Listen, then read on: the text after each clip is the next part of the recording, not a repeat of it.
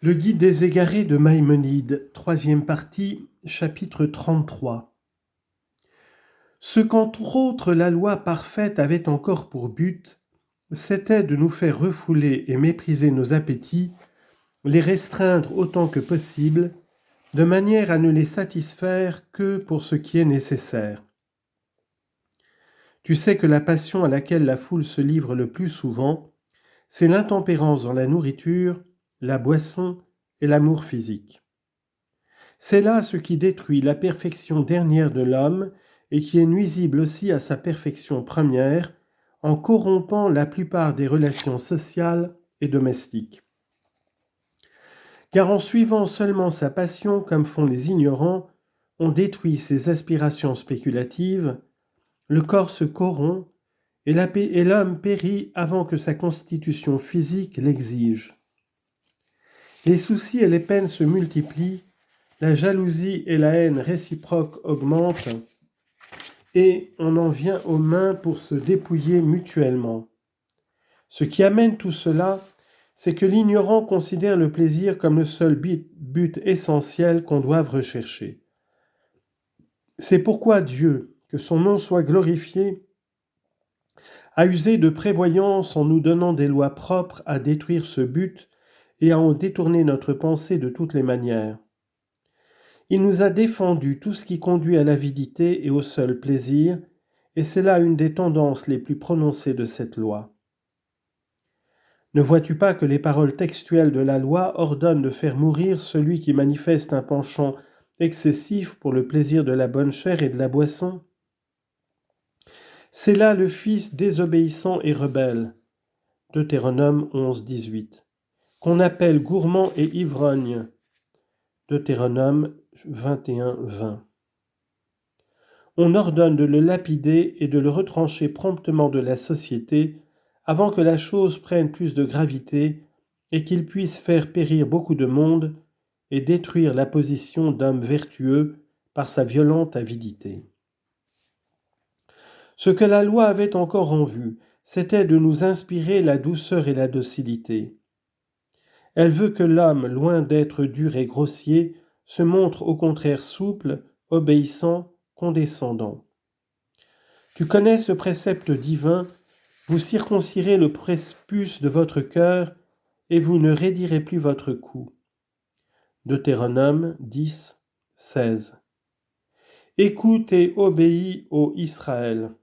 Deutéronome 27, 9. Si vous consentez à obéir. Isaïe 1, 19.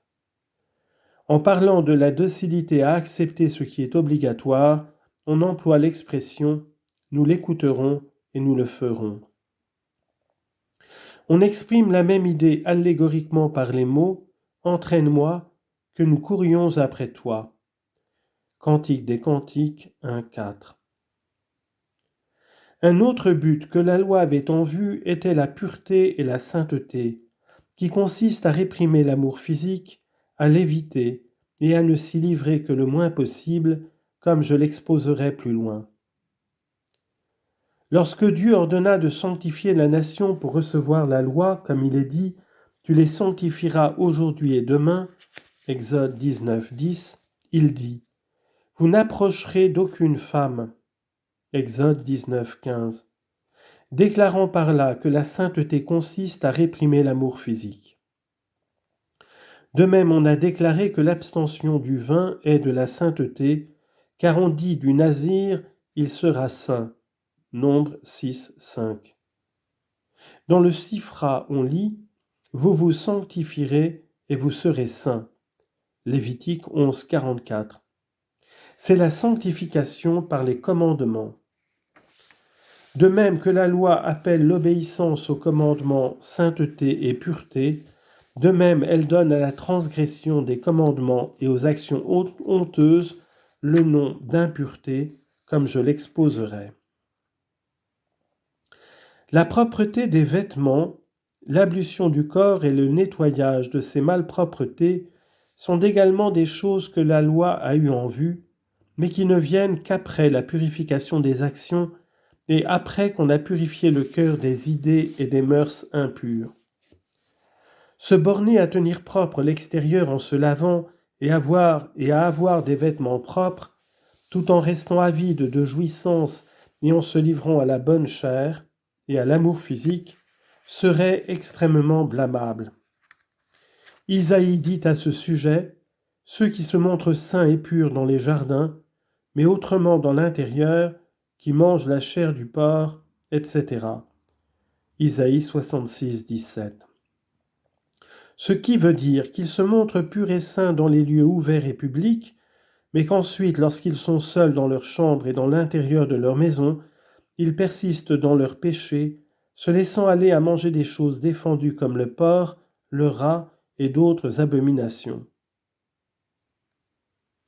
Il se peut aussi que par les mots « derrière une » qui est à l'intérieur, « ahor ahat betor », on ait voulu indiquer que, dans l'isolement, il se livre à un amour défendu. En somme, on a voulu dire que leur extérieur est propre et montre la netteté et la pureté, mais qu'à l'intérieur ils persistent à s'adonner à leurs passions et aux jouissances du corps. Ce n'est pas là cependant ce qu'a voulu la loi, qui au contraire a eu principalement pour but de restreindre la passion, et qui a voulu que la purification de l'extérieur n'eût lieu qu'après celle de l'intérieur. Salomon déjà a appelé l'attention sur ceux qui ont soin de se laver le corps et de purifier leurs vêtements, tandis que leurs actions sont impures et leurs mœurs dépravées. Une race, dit-il, qui se croit nette et qui cependant n'est pas lavée de son ordure, une race qui a les yeux fort hautains et dont les paupières sont élevées. Proverbes chapitre 30, versets 12 à 13. En considérant les intentions de la loi que nous avons mentionnées dans ce chapitre, tu comprendras les raisons d'un grand nombre de commandements qui étaient restés inconnus avant la connaissance de ces intentions, comme je l'exposerai ultérieurement. Chapitre 34. Ce qu'il faut savoir encore, c'est que la loi n'a pas égard à ce qui est exceptionnel. La législation n'a pas eu lieu en vue de ce qui arrive rarement, mais dans tout ce qu'elle a voulu nous inculquer en fait d'idées, de mœurs et d'actions utiles, elle n'a eu en vue que les cas les plus fréquents, sans avoir égard à ce qui n'arrive que rarement, ni au dommage qui peut résulter de telles dispositions et de tels régimes légaux pour un seul individu. En effet, la loi est une chose divine, mais il faut considérer les choses de la nature qui embrassent ces avantages généraux existants dans la loi et desquels pourtant il résulte des dommages individuels, comme cela a été exposé par nous-mêmes et par d'autres. En faisant cette réflexion, tu ne t'étonneras plus que le but de la loi ne s'accomplisse pas dans chaque individu. Au contraire, il doit nécessairement exister des individus que ce régime de la loi ne rend point parfait, puisque les formes physiques de l'espèce ne produisent pas non plus dans chaque individu tout ce qui est nécessaire. Car toutes ces choses sont émanées d'un seul Dieu, d'un seul agent, et ont été données par un seul pasteur. Le contraire serait impossible, et nous avons déjà exposé que l'impossible a une nature stable, qui ne varie jamais. Il s'ensuit encore de cette réflexion que les lois ne pourront pas s'adapter exactement aux circonstances diverses des individus et des temps, comme le traitement médical, qui pour chaque individu en particulier doit être conforme à son tempérament présent. Il faut au contraire que le régime légal soit absolu et embrasse la généralité des hommes, quoi qu'ils puissent, tout en convenant à tels individus, ne pas convenir à tels autres. Car s'ils se conformaient aux individus, la généralité en souffrirait et tu en ferais quelque chose de relatif.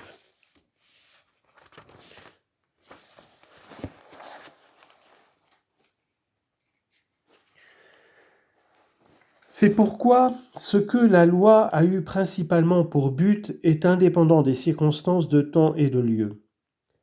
Les dispositions légales sont absolues et générales, comme il est dit, ô assemblée, il y aura une seule loi pour vous. Nombre 15, 15. Et elles n'ont en vue que ce qui est utile généralement et dans les cas les plus fréquents, comme nous l'avons exposé. Après ces observations préliminaires, j'aborde l'exposition que j'avais en vue.